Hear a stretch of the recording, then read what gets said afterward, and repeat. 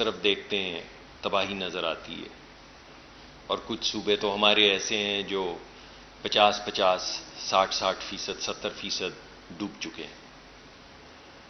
اور اس وقت میں جب لوگ بے سر و سامان کھلے آسمان کے نیچے فریاد کنائیں اور اللہ کی طرف دیکھ رہے ہیں اور ریاست کی طرف دیکھ رہے ہیں اور حکومت کی طرف دیکھ رہے ہیں، اور وہ لوگ جو اپنے آپ کو پبلک سروس کے لیے پیش کرتے ہیں ان کی طرف دیکھ رہے ہیں کہ ہم غریبوں کا کیا ہوگا، ہماری داد رسی کون کرے گا، ایسے وقت میں سمجھتا ہوں کہ ہمیں ہیلنگ کی ضرورت ہے، اور ہمیں مرہم رکھنے کی ضرورت ہے، اور ہمیں ہاتھ پکڑنے کی ضرورت ہے ان لوگوں کے جو اس وقت بے آسرا ہیں، وہ غیرت مند لوگ جنہوں نے اپنی ہمت، اپنی طاقت، اپنی محنت کے علاوہ کسی جانب نہیں دیکھا، یہ قدرتی آفت کی وجہ سے لاچار ہے، اور نہ صرف ان کی زندگی بلکہ ان کی انٹیگریٹی وہ بھی اس وقت بہت زیادہ خطرے میں ہے۔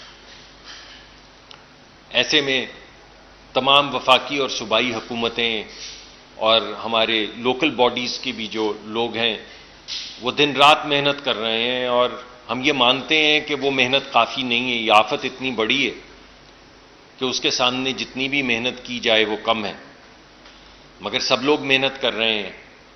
آپ لوگ بھی ذکر کر رہے ہیں، جو لوگ دیکھ رہے ہیں، کل وہ سب کی آنکھوں میں آنسو آ گیا جب ہماری ایک بہن نے اپنی طلائی کی انگوٹھی اٹھا کے ایک موڑ پہ کھڑے سیلاب زدگان کی مدد کے لیے رتی بھر ایک قطرہ مدد کے لیے اپنی انگوٹھی اتار کے جو ان کے شوہر نے بڑی محبت سے انہیں دی تھی سالگرہ پہ غالباً، وہ حوالے کر دی۔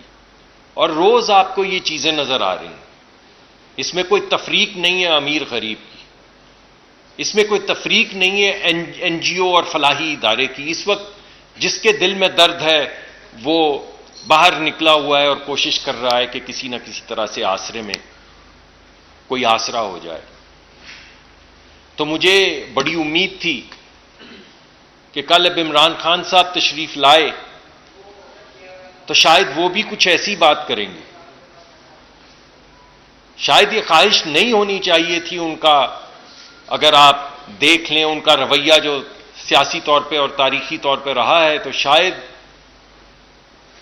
یہ نا امیدی نہیں ہونی چاہیے تھی، مگر میں آج آپ کو یہ بتانا چاہتا ہوں کہ ہمیں بہت نا امیدی ہوئی جب ان کی بات سنی اور ان کا طرز بیان سنا، ایک ایسے وقت میں جب ملک کو مرہم کی ضرورت ہے، لوگوں کے دکھ درد کے مداوا کرنے کی ضرورت ہے، تو انہوں نے کیا کہا کہ میں چھوڑوں گا نہیں۔ بھائی کس کو نہیں چھوڑیں گے؟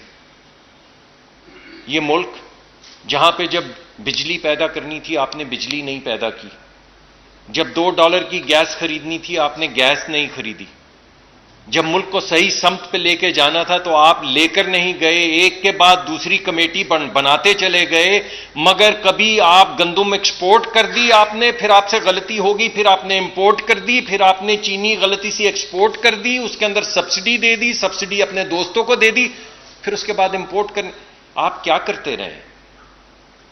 تو کوئی کسی کے دکھ کا مداوا کرنے کے لیے کوئی اپنے دل کی آواز تو سنے۔ آپ کیا گفتگو کر رہے ہیں؟ ان بے آسرا لوگوں کو نہیں چھوڑیں گے آپ؟ کس کو نہیں چھوڑیں گے آپ؟ یہ کیا زبان، آپ کس وقت میں کیا زبان استعمال کر رہے ہیں؟ اور آپ نے کہا کہ میں نام لے لوں گا۔ بھائی کس کا نام لیں گے آپ؟ ملک ریاض صاحب کا نام لیں گے جن سے آپ نے 450 کنال زمین لی ہے اور $250 ملین کا ان کو فائدہ دیا ہے؟ وہ پیسے جو حکومت کی ملنے تھے، اور آج اگر حکومت کے پاس ہوتے تو اس دکھ درد میں ہم وہ $250 ملین استعمال کرتے جو ملک ریاض صاحب کے ذاتی اکاؤنٹ میں، جس میں جرمانہ جمع ہونا تھا، آپ نے کابینہ میں حکم دے کے سیل کر کے یہاں سے اپنا ایڈوائزر بھیج کے انگلستان میں ایک ٹرائی پارٹائٹ اگریمنٹ سائن کر کے آپ نے وہ پیسے انہیں دے دیے۔ ان کا نام لیں گے یا عارف نقوی صاحب کا نام لیں گے؟ عارف نقوی صاحب کا نام لیں گے جن سے 3 ملین پاؤنڈ آپ نے لیے، اور پھر ان کو 250 ارب روپے کا فائدہ آپ نے دیا ہے. کوئلے کا ایک پلانٹ جو انہوں نے لگانا تھا، جو انہوں نے کے الیکٹرک خریدتے وقت کمٹمنٹ کی تھی، دستخط کیے تھے کانٹریکٹ کے اوپر کہ ہم یہ $1 ارب کا کارخانہ لگائیں گے، آپ نے ان کو چھوٹ دے دی $3 ملین کے لیے. ان کا نام لیں گے؟ یا ڈیوڈ فینٹن کا نام لیں گے جسے آپ نے لابسٹ رکھا ہوا ہے کس ملک میں، جس کے متعلق آپ جو ہرزہ سرائی کرتے ہیں وہ سننے سے تعلق رکھتی ہے. وہاں پہ جا کے امریکہ جسے آپ دشمن کہتے ہیں، آپ کہتے ہیں کہ اس نے آپ کے آئین کو سبورٹ کیا، آپ کہتے ہیں کہ سازش کر کے آپ کو الٹایا، وہاں پہ ایک لابسٹ آپ نے ہائر کیا جس کی زندگی کا مقصد یہ ہے کہ پاکستان کے ایٹمی پروگرام کو ختم کیا جائے. میں نے پہلے بھی کہا، آج بھی کہتا ہوں، ڈیوڈ فینٹن کا نام لکھ لیں. اس کو بابا سمجھا جاتا ہے، باپ سمجھا جاتا ہے ڈی نیوکلیئرائزیشن یا نو نیوکلیئر پروگرام کا موجد ہے، یہ باپ ہے. اور یہ آپ نے وہاں پہ پیسے دے کے ہائر کیا ہے کیا کہنے کے لیے امریکیوں کو؟ بھائی او بھائی، سازش تو ہم کر رہے تھے، تو آپ نے پاکستان کے نیوکلیئر پروگرام کے خلاف ایک بندہ کیوں ہائر کیا؟ کیا ڈیوڈ فینٹن کا نام لیں گے؟ کس کا نام لیں گے آپ؟ ہمارے وہ دوست جھگڑا صاحب کا نام لیں گے؟ ملک برباد ہوا ہے، لوگ تباہ و برباد ہوئے ہیں. ہمیں ایک ایک پیسے کی ضرورت ہے. آپ لوگ اور آپ میں سے وہ جو صاحب حیثیت نہیں ہیں، ان کے بھی گھر میں جو پڑا ہے اس میں سے کچھ نہ کچھ اٹھا کر وہ سیلاب زدگان کی مدد کے لیے باہر لے کر آ رہے ہیں. مائیں بیٹیاں اپنے بندے اتار کر دے رہی ہیں، اور آپ یہ کہہ رہے ہیں کہ کچھ ایسی سازش کرو. جھگڑا صاحب، تیمور جھگڑا صاحب، کچھ ایسا کرو، کوئی ایسا خط لکھو کہ پاکستان کا شری لنکا والا حال ہو جائے، پاکستان دیوالیہ ہو جائے، پاکستان میں $1 500 یا 1000 روپے کا ہو جائے، پاکستان میں لائنیں لگ جائیں. آج جو گاڑیاں جا رہی ہیں، بسیں جا رہی ہیں، ٹرک لے کر جا رہے ہیں سامان، ارے بھائی اگر پیٹرول سری لنکا کی طرح ختم ہو جاتا، آپ کی سازش کامیاب ہو جاتی، تو یہ سامان کیسے پہنچتا ان لوگوں کے پاس جن کے پاس کھانے کو کھانا نہیں ہے، پینے کو پانی نہیں ہے، رہنے کو چھت نہیں ہے؟ آپ کامیاب ہو جاتے. آپ کی کامیابی یہ تھی کہ ملک برباد ہو جاتا. اور آپ نے پنجاب میں محسن لغاری صاحب کو کہا، اور انہوں نے اس ریکارڈنگ کے اندر کہا کہ بھائی اس سے سلطنت، اس سے ریاست تباہ ہو جائے گی. تو آپ نے کہا جواب میں، شوکت ترین صاحب نے کہا کہ ایسی ریاست کو کیا کرنا جہاں پہ ہمارے سردار کے خلاف مقدمے کیے جا رہے ہوں. غارت ہو جائے، ایسی غارت ہو جائے ایسا ملک جہاں پہ ہمارے سردار کے خلاف مقدمات درج کیے جا رہے ہیں. اس وجہ سے پورا ملک غارت کر دو. اور وہ جو جلسے میں کہا کرتے تھے کہ آگ لگا دو، بہا دو، توڑ دو، جلا دو، کر دیا نا. اپنے طور پہ تو آپ نے کر دیا. ہوا یا نہ ہوا یہ تو اللہ بھی اوپر بیٹھے ہیں نا، اللہ تعالیٰ بھی تو اوپر بیٹھے ہیں. آپ سے اوپر بھی تو کوئی ہے. اگرچہ آپ کی رعونت تو کہاں تک جاتی، کسی کو آپ شرک کا کہتے ہیں، کسی کو آپ کہتے ہیں کہ جس طرح نعوذ باللہ پیغمبروں کو مقرر کیا گیا وغیرہ وغیرہ، بغیر اس میں گئے ہوئے. آپ سے اوپر بھی تو کوئی طاقت ہے. مگر آپ نے تو ایک دفعہ سازش کر ڈالی نا، تو کس کا نام لیں گے؟ شوکت ترین صاحب کا نام لیں گے، جھگڑا صاحب کا نام لیں گے، یا لغاری صاحب کا نام لیں گے؟ کس کا نام لیں گے؟ اور آپ کیا کرنا چاہ رہے تھے اس ملک کے ساتھ؟ کبھی آپ نے سوچا ہے؟ آپ نے ارد گرد دیکھا یہ ڈوبتے ہوئے لوگوں کو، بے آسرا لوگوں کو دیکھا؟ آپ کو رحم نہیں آیا کہ کیا یہ وقت ہے یہ سب کرنے کا؟ میں نہ رہوں، وہ بچے جو کرکٹ کھیلتے ہیں کیونکہ کھلاڑی ہیں، تو آپ نے دیکھے ہوں گے بچے جو اپنی باری لے کے وکٹیں اٹھا کے بھاگ جاتے ہیں، اور پیچھے سب لگے ہوتے ہیں محلے والے کہہ رہے بھائی ایسے نہیں کھیلا جاتا. وہ کہتے ہیں نہیں، آئی پلے اور نو پلے. یہ سپورٹس مین اسپرٹ، ساری زندگی ایک جینٹل مینز گیم کھیلنے کے بعد یہ سپورٹس مین اسپرٹ ہے آپ کی کہ ملک برباد ہو جائے ایسا جس میں میں حکمران نہیں ہوں؟ اتنی آپ کو لالچ حکمرانی کی؟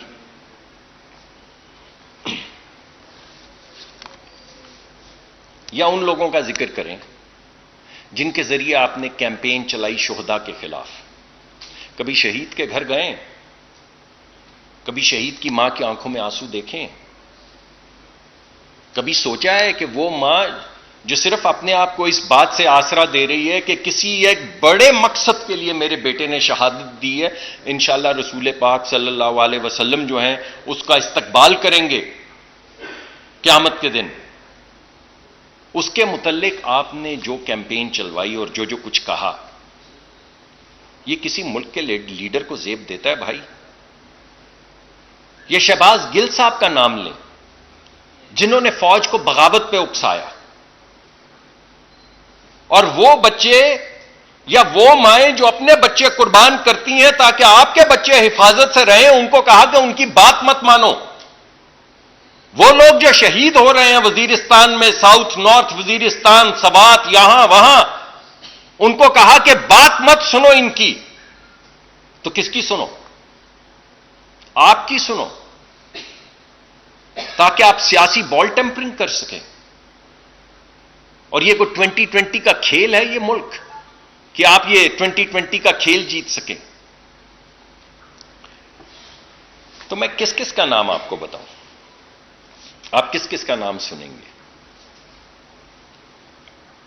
آپ نے فارن فنڈنگ کی، آپ نے غیر ملکیوں سے پیسے لیے، آپ نے غیر ملکی کمپنیوں سے پیسے لیے، آپ نے ان غیر ملکوں سے پیسے لیے جس کی ممانعت ہے، اور آپ کے لوگوں نے آ کے یہاں پہ کہا کہ بھائی آرٹیکل 17 یہ کہتا ہے کہ آپ اگر ملک کی سالمیت کے خلاف کام نہیں کر رہے تو آپ کی پارٹی بین نہیں ہو سکتی. تو بھائی یہ جو ابھی میں نے آپ کو بتایا ہے، یہ جو ابھی میں نے آپ کو بتایا ہے، وہ خط جو لکھ کے بھیجا کہ پاکستان کا IMF کا پروگرام کینسل ہو جائے، اس وقت جب پورا ملک ڈوبا ہوا اور دربدر ہوا ہے، یہ کس کے خلاف سازش تھی؟ بھارت کے خلاف. آپ کیا سوچ رہے تھے کہ آپ کیا کر رہے ہیں؟ جب آپ نے چین کے صدر کو 2014 میں روکا سی پیک کے لیے، شی جن پنگ کو آنے کے لیے، تو اس وقت آپ کس ملک کے خلاف سازش کر رہے تھے؟ جب آپ نے قطری انویسٹمنٹس کو ملائن کیا یہاں پہ، تو آپ کس ملک کے خلاف سازش کر رہے تھے؟ جب آپ کبھی سعودیہ کے خلاف اور کبھی ملیشیا ترکی کے خلاف بیانات دیتے رہے، تو آپ کس ملک کے خلاف سازش کر رہے تھے؟ تو میرے بھائی، اگر یہ سازش نہیں جو ہو رہی ہے، اگر فوج کو اکسانا بغاوت پہ سازش نہیں ہے، اگر IMF کا پروگرام سیبوٹاج کر کے ان تمام لوگوں کو، کروڑوں لوگوں کو بے آسرا کرنا، ڈبو دینا، زندہ درگور کر دینا ملک کے خلاف سازش نہیں ہے، تو آپ مجھے بتائیں کہ سازش آپ لوگ کس کو کہتے ہیں؟ ہمارا تو دیکھیے، جتنی ہم سے کوشش ہو رہی ہے وفاقی حکومت سے اور تمام صوبائی حکومتوں سے، سب کر رہے ہیں کوشش، اور ہم بھی کوشش کر رہے ہیں، اور یہ بھی مان رہے ہیں آپ کے سامنے کہ وہ کوشش کافی نہیں ہے. لیکن ہم ایک لانگ ٹرم، ایک نئے ملک کی سمت کا تعین کرنے کی بھی کوشش کر رہے ہیں. یہ جو آپ کو نظر آتا ہے ہم قطر جا رہے ہیں یا کسی اور دیگر ممالک میں جا رہے ہیں، تو آپ پوچھئے کہ بھائی کیوں جا رہے ہیں؟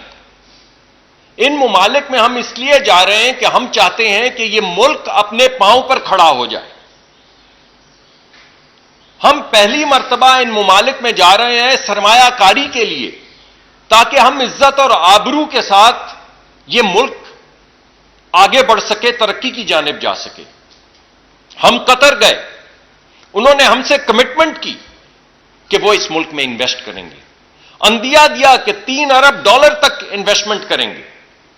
یہ بھی بتایا کہ سولر پاور میں انویسٹ کریں گے، LNG کے پاور پلانٹس میں انویسٹ کریں گے، اس ملک کے انفراسٹرکچر میں انویسٹ کریں گے، اس ملک کی پورٹس کے اوپر ٹرمینلز بنانے میں انویسٹ کریں گے، ملک کے جو ادارے ہیں ان کو آگے بڑھا کے ان کو مؤثر کرنے میں انویسٹ کریں گے.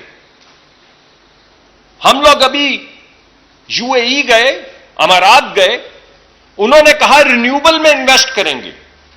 انہوں نے کہا اگر آپ اچھی طریقے سے, اچھے سلیقے سے پچھلی حکومت کی طرح نئے طرز سے آگے بڑھیں گے تو 1 سے 1.5 ارب ڈالر کی انویسٹمنٹ کرنے کے لیے وہ تیار ہیں ریفائنری میں, تاکہ پاکستان توانائی میں اور تیل میں خود کفیل ہو سکے اور ہم اپنے آپ کو ہیج کر سکیں آنے والے وقت میں جب تیل کی قیمتیں دوبارہ آسمان سے جیسا کہ آج کل ہے باتیں کریں گے. تو ہم تو ہر جگہ پہ جا کے ملک کے لیے ایک نیا راستہ ڈھونڈ رہے ہیں. $3 بلین, 3,000 ملین ڈالر کی انویسٹمنٹ ایک طرف لانے کی کوشش کر رہے ہیں, $2 بلین تک انویسٹمنٹ لانے کی, $3 بلین تک دوسرے ملک سے کوشش کر رہے ہیں, IMF سے نیگوشیٹ کر رہے ہیں, سی پیک کو ریوائیو کر رہے ہیں تاکہ ایک غیرت مند ملک کی طرح ہم آگے بڑھ سکیں. بار بار وزیر اعظم کہہ رہے ہیں کہ اگر IMF کا ہو بھی گیا کانٹریکٹ تو یہ تو کوئی سلیقہ نہیں ہے. تو کیا ہمیں یہ نہیں کرنا؟ کیا ہمیں یہ کوشش نہیں کرنی کہ یہ آخری پروگرام ہو اور آئندہ ہم خود اپنے ملک میں سرمایہ کاری کے ذریعے, نئی بزنسز کے ذریعے ملک میں معاشی وسائل پیدا کرنے کے ذریعے, اپنے لوگوں کو, اپنے بچوں کو روزگار دینے کے ذریعے اس ملک کو آگے بڑھائیں؟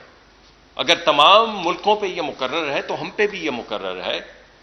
اللہ کامیاب اور ناکامی اور کامیابی تو اللہ کے ہاتھ ہے, لیکن ہم روز آپ کے پاس حاضر ہوتے ہیں اور کم از کم جو کاوشیں, کوششیں کر رہے ہیں وہ آپ کے سامنے رکھ دیتے ہیں کہ بھائی ہماری ڈائریکشن یہ ہے, اور ہوا میں باتیں نہیں کر رہے, جا رہے ہیں, آ رہے ہیں, آپ کو بتا رہے ہیں جہاں گئے تھے وہاں کیا کرنے گئے تھے اور کیا ہوا وہاں پر. 2 ممالک میں گئے ہیں, دونوں کی تفاصیل میں نے آپ کے سامنے رکھ دی.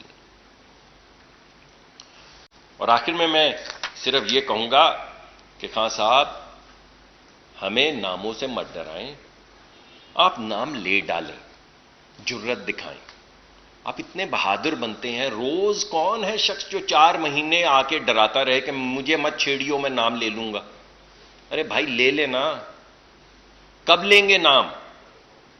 اور جب یہ نام لے رہے ہوں شہباز گل صاحب کا, ڈیوڈ فینٹن کا اور ہمارے دوستوں کا, جھگڑا صاحب کا یا دیگر لوگوں کا, جب یہ سارے نام لے رہے ہوں تو میری درخواست ہے زیر لب اپنا نام بھی لے لیں, زیر لب اپنا نام لیں تاکہ آپ کے ہائی کورٹس ڈریں جس طرح آپ آ کے ڈراتے ہیں انہیں,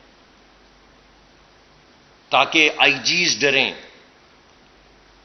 ڈی آئی جیز ڈریں جنہیں آپ نام لے لے کر ڈراتے ہیں, وہ خاتون سیشن جج ڈریں, اور باقی خواتین کو بھی خبر ہو کہ کتنا بہادر جواں مرد آدمی ہے جو نہتی عورت کو ڈراتا ہے نام لے کے جلسے میں. واہ, ایک طرف پختون ولی کا تذکرہ, غیرت کا تذکرہ, دوسری طرف عورتوں کا نام لے لے کے ان کو ڈراتے ہیں. تو بھائی جب سارے نام لے رہے ہوں تو زیر لب اپنا نام بھی لے لیجیے گا. بہت بہت شکریہ.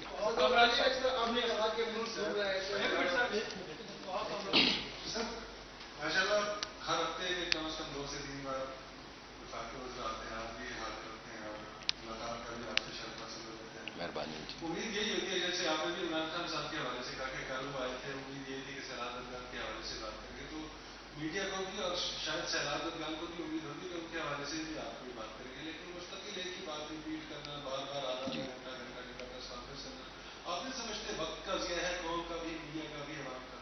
دیکھیے, اگر میں نے تو آپ کو ایک پوری نئی ڈائریکشن بتائی ہے جو ہماری معاشی, جو چیز ہمیں الٹیمیٹلی آگے لے کر جائے گی, میں نے وہ پورا نقشہ آپ کے سامنے پیش کیا ہے. میں نے آپ کو بتایا ہے کہ ہماری ڈائریکشن کیا ہے. میں نے آپ کو یہ بھی بتایا ہے کہ اگرچہ ہمیں IMF میں کامیابی ہوئی ہے مگر ہم اس کو بہت بڑی کامیابی نہیں سمجھتے. ہم تو کامیابی ان انویسٹمنٹس کو سمجھتے ہیں جن کا ابھی کم از کم پہلے راؤنڈ کے اندر اللہ نے کچھ کامیابی دی, اور ایک ملک کی جو ساکھ جو متاثر کی گئی فارن پالیسی کو جو بھی کیا گیا پچھلی حکومت نے, اس کے بعد مگر پھر بھی ہم اتنی ساکھ بحال کر سکے کہ جہاں پہ جاتے ہیں $2-3 بلین کی انویسٹمنٹس کا ذکر کر رہے ہیں. تو میں نے تو آپ کے سامنے وہ تمام چیزیں رکھی ہیں. سیلاب زدگان کے حوالے سے بھی بڑی ڈیٹیلڈ بھی پریزنٹیشنز آ رہی ہیں، لیکن میں آپ چاہتے ہیں تو وہ تمام ڈیٹا لے کے دوبارہ بھی کل پرسوں جب آپ کہیں گے حاضر ہو جاؤں گا. لیکن میرا مقصد یہ تھا کہ کم از کم میں لوگوں کو اس سخت وقت میں، اس مشکل وقت میں یہ بھی امید دلاؤں کہ یہ ملک اب ایک نئی سمت جا رہا ہے، اور انشاءاللہ اگر ہم اس ڈائریکشن پہ قائم رہیں. اور ٹھیک ہے، ہمارا دل دکھتا ہے، آپ کا شاید ہماری بات سے بھی دکھا ہو، لیکن جب ہم سنتے ہیں اور دل دکھتا ہے تو پھر آپ کے سامنے آتے ہیں اور اپنی عرض جو ہے آپ کے سامنے رکھ دیتے ہیں. لیکن آج تو میں نے دونوں باتیں کرنے کی کوشش کی. میں نے آپ کو ایک نئی معاشی ڈائریکشن کا بھی ذکر کیا ہے، IMF پروگرام کا بھی ذکر کیا، اور پھر جو دل دکھا ہے اس کا بھی تھوڑا ذکر کیا. شاید کچھ زیادہ ہو گیا، اگر آپ کہیں گے آئندہ تو کم کر لیں گے. وسیم صدیقی سر، یہ بتائیے گا کہ مان لیتے ہیں کہ آپ اور بڑی محنت کے ساتھ کام اس وقت کر رہے ہیں، بڑی جاب شانی کے ساتھ، لیکن جس طرح آپ نے قدر کی انویسٹمنٹ کی بات کی، آج IMF نے بھی یہ کہا ہے کہ مرکز میں بہت کمزور اتحادی حکومت موجود ہے، and we have got lot of doubts.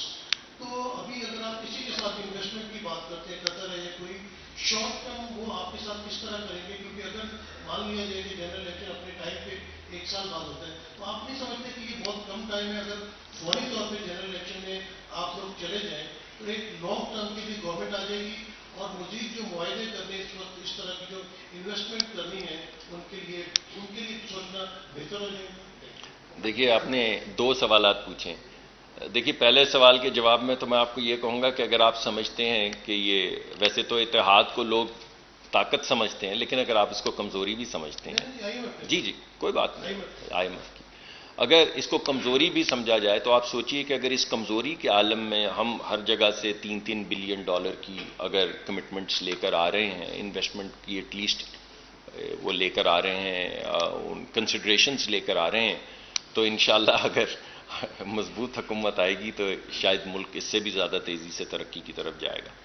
آپ کا دوسرا سوال اتنا ہی اہم ہے، یہ شاید تھوڑا زیادہ ہے، کہ اس وقت جس صورتحال سے گزر رہے ہیں، اگر اس وقت 90 دن کے لیے کوئی کیئر ٹیکر حکومت ہو، یعنی وہ حکومت جس کی عوام والی وارث نہیں ہوتی، ان کو عوام سے غرض نہیں ہوتی، وہ تو ایک کیئر ٹیکر ہوتا ہے جس کا کام الیکشن کروانا ہوتا ہے. تو یہ جن حالات میں سے آپ گزرے ہیں، جس طرح ہمارے ریزروز یا ہماری ایکسپورٹس، آپ نے دیکھا ہے کہ ہم نے تقریباً، اب مجھے ایگزیکٹلی تو یاد نہیں، $2 بلین سے زیادہ ہم نے اپنی امپورٹس کم کی ہیں، ہائی آئل پرائسز اور گیس پرائسز کے باوجود کم کی ہیں، اور ریزروز کو کم نہیں ہونے دیا ہے.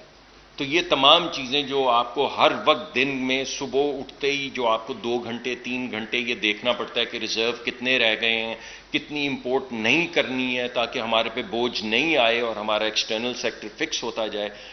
ہمارے خیال میں تو یہ بوجھ وہ اٹھا سکتا ہے یا اس پہ مقرر ہوتا ہے جس کے اوپر عوام کا بوجھ ہو، جس کے پاس عوام کے ووٹ کا بوجھ ہو، جس کو معلوم ہو کہ میں جاؤں گا مجھے گریبان سے پکڑیں گے. آپ نے دیکھا ہے سیلاب میں بھی جو لوگ مدد بھی کرنے گئے ہیں، لوگوں نے ان کے گریبان کو پکڑا ہے، ہمارے گریبان کو پکڑا ہے، اور صحیح پکڑا ہے، اور وہ فریاد کنا ہے. وہ اس وقت ان کے اوپر تو ایک قیامت ٹوٹ پڑی ہے. تو میرا یہ خیال ہے کہ اگر آپ یہ جن مراحل میں سے ہم گزر کے نکلے ہیں اور جس مرحلے سے ہم گزر رہے ہیں، اگر اس وقت ملک کو چھوڑ دیا جائے کہ ایسا کرتے ہیں الیکشن کرتے ہیں اور پھر 5-4 مہینے کے بعد دیکھیں گے، تو جس طرح کی ابھی سازشیں آپ کے سامنے آئی ہیں، IMF کو جو خطوط لکھے گئے ہیں، اگر اس طرح میں سے ایک بھی سازش کامیاب ہو جائے اور اس کا سیاسی کوئی والی وارث نہ ہو، تو ہم کچھ بہت دور نہیں تھے. اللہ نے بڑا کرم کیا ہے، ہم مگر شری لنکا سے بہت دور نہیں تھے. اللہ نے بہت کرم کیا، اور انشاءاللہ اب یہ وقت دوبارہ نہیں آئے گا. سر، شیراز نیوز سے جس طرح ملک ڈوبا ہوا ہے سر، ہم بات کریں سبزی کی قیمتوں میں اضافہ دیکھنے کو مل رہا ہے، اوپر سے ایک اور ظلم کے پیٹرول اور مصنوعات کی قیمتوں میں آپ نے اضافہ کر دیا، بجلی کی قیمتوں میں اضافہ کر دیا. تو کیا آپ نہیں سمجھتے کہ ان حالات میں قوم کے ساتھ زیادتی ہے؟ دوسرا میں سمجھتے کہ جس طرح خان صاحب نے جو ان کا دور تھا اس میں وہ ڈلیور نہ کر پا سکے اور تھوڑا الزام لگا دیا، تو کیا آپ بھی سیلاب کا الزام ضرور لگائیں گے؟ کس کا الزام؟ سیلاب کا الزام ہے کہ ہمارے دور میں سیلاب آیا. یہ ایک قدرت کی طرف سے آئی ہوئی آفت ہے، اس پہ کیا الزام کسی پہ دھریں گے؟ اس میں کچھ الزام کی بات نہیں، مشکلات کی نشاندہی ضرور لوگ کرتے ہیں، الزام کاہے کا؟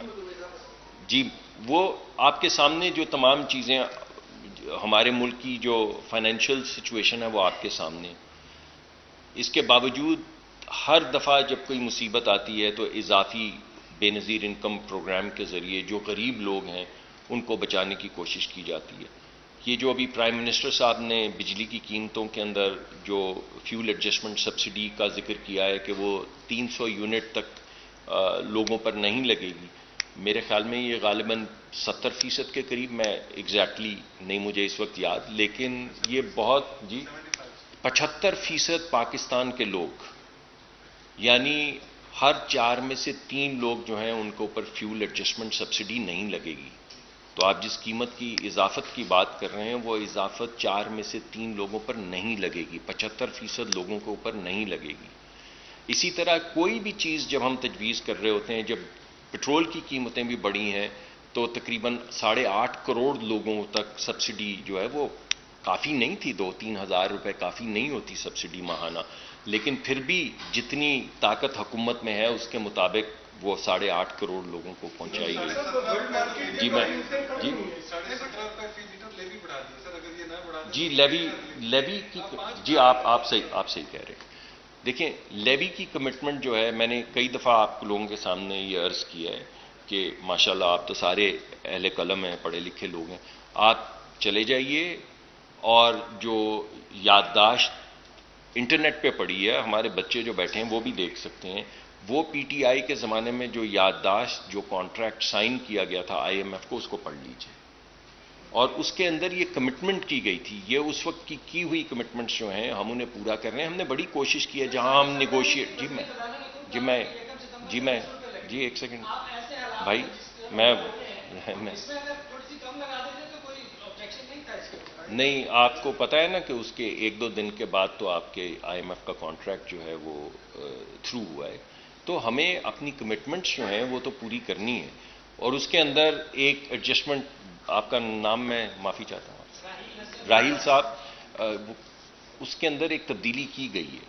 وہ تبدیلی یہ کی گئی ہے کہ غریب آدمی کا جو فیول ہے وہ ڈیزل ہے، امیر آدمی کا فیول تیل نہیں ہے، پٹرول نہیں ہے، مگر غریب آدمی کی زندگی ڈیزل سے زیادہ متاثر ہوتی، کیونکہ آپ کی جو فصلیں ہیں، آپ کا جو ٹرانسپورٹیشن ہے وہ تمام ڈیزل ٹرکس کے ذریعے ہوتا ہے۔ آپ کی جتنی بھی یہ جو عوامی جو پبلک ٹرانسپورٹیشن ہے، بسیں ہیں، منی بسیں ہیں، یہ تمام جو ہیں یہ ڈیزل سے چلتی ہیں۔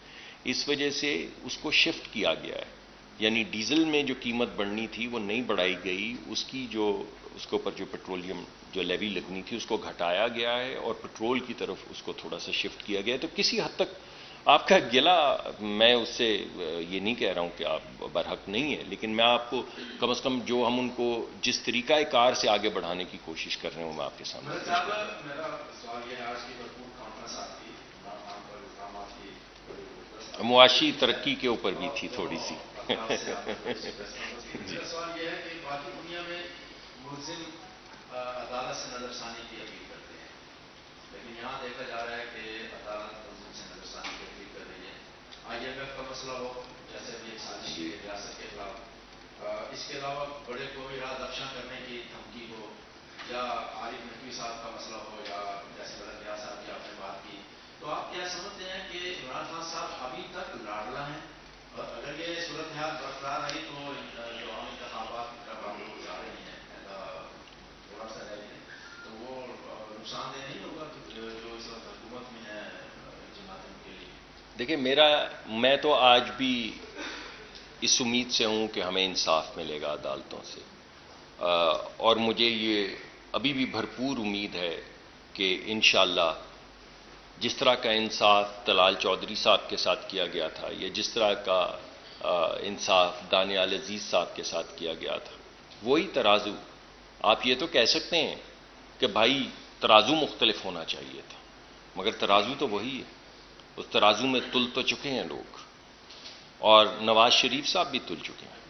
یعنی ایک طرف تو آپ نے اپنے بیٹے سے تنخواہ نہ لینے، اپنے بیٹے، بھائی کون ہے اس کمرے میں بیٹھا جس کو اپنے بچے پہ ناز نہیں ہے؟ کون ہے جو اپنے بچے کی کمپنی کے اوپر ڈائریکٹر بن کے نہیں بیٹھتا، جتنی چھوٹی بڑی کسی کی دکان بھی ہو تو؟ کون اپنے بیٹے کی کامیابی جو ہے وہاں پہ جا کے نہیں اب اس دکان پہ جا کے بیٹھتا جہاں پہ بیٹا کامیاب ہوا. تو آپ نے ایک ترازو کے اندر نواز شریف صاحب کو رکھا اور کہا کہ آپ نے اپنے بیٹے کی کمپنی سے تنخواہ لے سکتے تھے مگر نہیں لی. اگرچہ نہیں لی مگر کیونکہ لے سکتے تھے اپنے بیٹے کی کمپنی سے تو آپ ہمیشہ کے لیے نااہل ہو گئے. نہ آپ صادق ہیں نہ امین ہیں. اب ترازو میں تو تل گئے نا بھائی. اب عوام کی عدالت میں تو وہ فیصلہ آ گیا ہے. تو ایک عدالت عوام کی بھی تو ہے. تو اب جو بھی فیصلے ہوں گے وہ عوامی عدالت میں تو آئیں گے. ہم کسی پہ تو انگلی نہیں اٹھا رہے مگر فیصلے تو آپ کے سامنے ہیں. تو جب ایک طرف یہ تمام طلال چودھری اور میاں محمد نواز شریف صاحب اور مریم صاحبہ کو 8 سال قید بامشقت دی گئی اس بنیاد پہ کہ ان کا جو وکیل تھا اس نے ایک فونٹ استعمال کیا جو اس وقت اویلیبل تو تھا لیکن مائکروسافٹ کا حصہ نہیں تھا. ذرا لاجک استعمال ذرا میں دوبارہ آپ کے سامنے پیش کر دوں.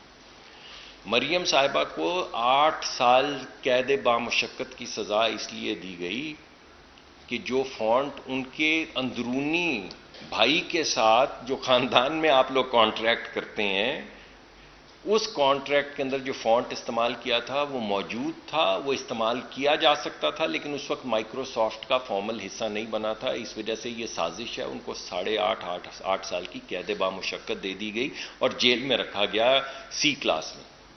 تو یہ بھی فیصلہ عوامی عدالت میں تو آ چکا ہے. تو اگر یہ وہی ترازو ہے, اگر انصاف کی آنکھوں پہ واقعی پٹی ہے اور اس بات پہ فیصلے نہیں ہوتے کہ کون کتنا پاپولر ہے یا کون کتنا کسی کو ڈراتا ہے یا کتنا خطرے ناک ہے, تو بھائی پھر تو جو ہے جو پہلے ہو چکا ہے, جو کہا تھا طلال نے اور جو کہا ہے عمران خان نے, دونوں آپ دوبارہ چلا لیجئے اور دوبارہ سن لیجئے. اور طلال کے لیے جو سزا ہے وہ عمران صاحب کے لیے نہیں ہونی چاہیے. ہوگا کوئی جواز, ہمیں تو سمجھ نہیں آتا. اور کیونکہ سمجھ نہیں آتا اس وجہ سے انصاف کا تقاضا بھی ہے اور بھرپور امید بھی ہے کہ ٹھیک ہے اگر ان کو ایک موقع دیا بھی گیا ہے تو معافی تو انہوں نے, وہ نہال صاحب نے بھی سینیٹر صاحب نے مانگی تھی, تو ان کو بھی پھر ملی جانی چاہیے تھی. اور اگر ان کو نہیں ملی تو کیا مقرر ہے کہ عمران خان صاحب کچھ لکھ کے دیں گے تو انہیں مل جائے گی. تو ہم تقاضا بھی کرتے ہیں انصاف کا مگر ایمانداری کی بات ہے کہ امید بھی بہت رکھتے ہیں کہ انصاف ہوگا. آپ سے تو ابھی میں نے بات کی.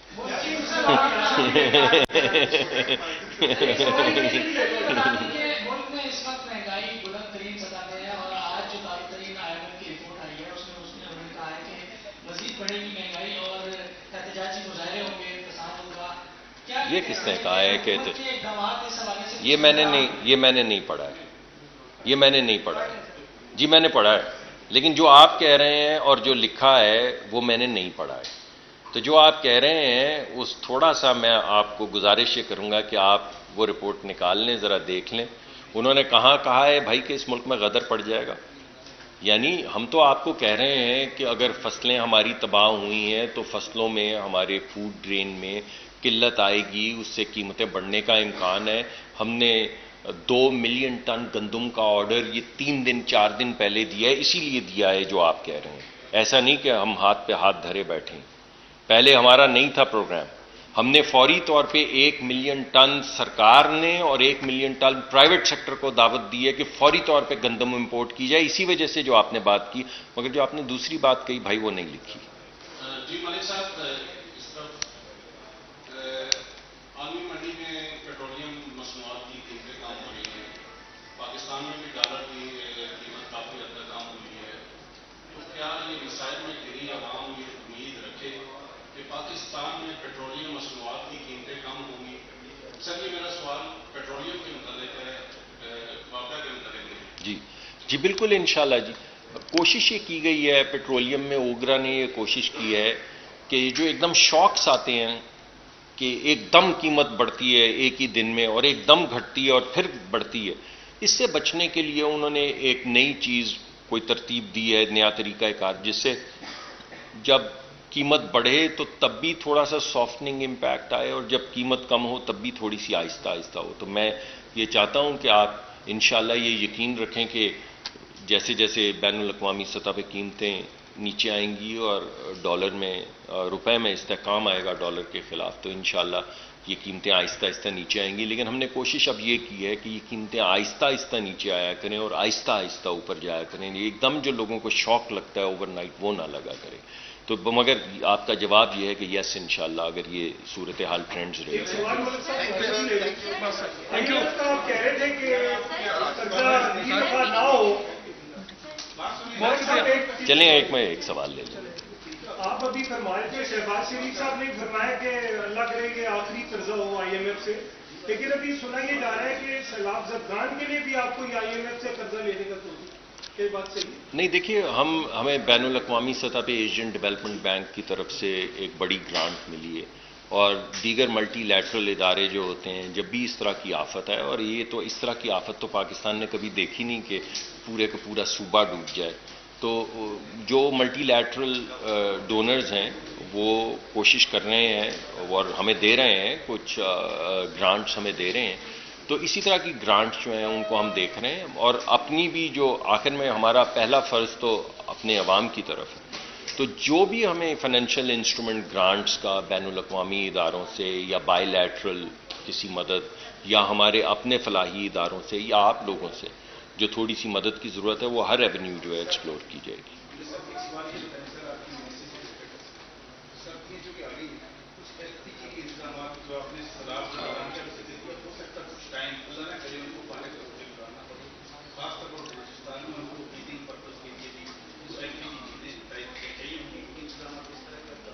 جی 3 مختلف کمپنیوں کو باقاعدہ یہ انسٹرکشن دی گئی ہے کہ جتنی وہ LPG پچھلے سال امپورٹ کر رہے تھے اس کو کم از کم 1.5 گنا یعنی 50% اضافی LPG جو ہے وہ اس دفعہ امپورٹ کریں. ان کو انسٹرکشنز دی گئی ہیں اور ہر ہفتے ویکلی بنیاد کے اوپر ان کو میں بھی اور سیکرٹری صاحب ہم ہر ویک ان کے ساتھ ایک وہ میٹنگ کرتے ہیں جس میں دیکھتے ہیں کہ اس کے اندر کیا پیش رفت ہو رہی ہے اور کتنی پیش رفت ہوئی ہے.